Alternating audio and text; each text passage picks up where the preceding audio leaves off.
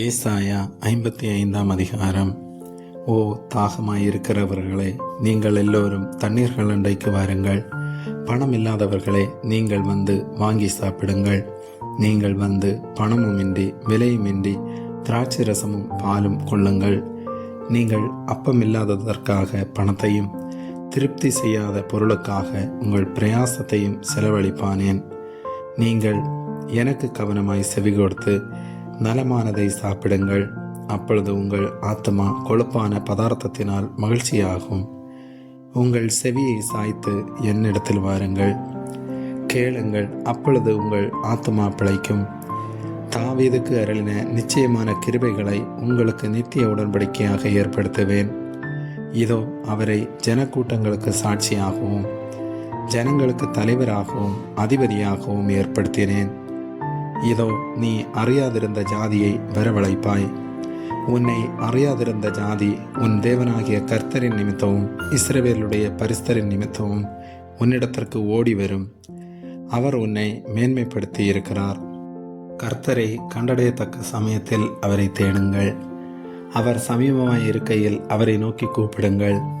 துன்மார்க்கன் தன் வழியையும் அக்கிரமக்காரன் தன் நினைவுகளையும் விட்டு கர்த்தரிடத்தில் திரும்ப கடவன்.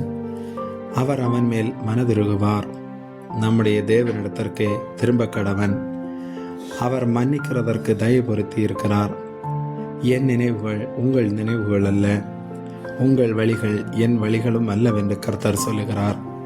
பூமியை பார்க்கிலும் வானங்கள் எப்படி உயர்ந்திருக்கிறதோ அப்படியே உங்கள் வழிகளை பார்க்கிலும் என் வழிகளும் உங்கள் நினைவுகளை பார்க்கிலும் என் நினைவுகளும் உயர்ந்திருக்கிறது.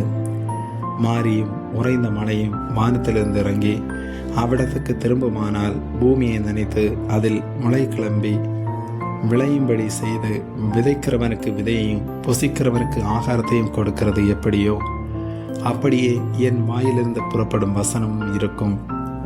அது வெறுமையாய் என்னிடத்திற்கு திரும்பாமல் அது நான் விரும்புகிறதை செய்து நான் அதை அனுப்பின காரியமாகும்படி வாய்க்கும். நீங்கள் மகிழ்ச்சியாய் புறப்பட்டு சமாதானமாய் கொண்டு போகப்படுவீர்கள். பர்வதங்களும் மலைகளும் உங்களுக்கு முன்பாக கம்பீரமாய் முழங்கி வெளியின் மரங்களெல்லாம் கைகொட்டும். முட்செடிக்கு பதிலாக தேவதாரு விருட்சம் முளைக்கும்.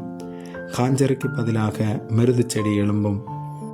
அது கர்த்தருக்கு கீர்த்தியாகவும் நிர்மூலமாகாத நித்திய அடையாளமாகவும் இருக்கும். ஆமீன்.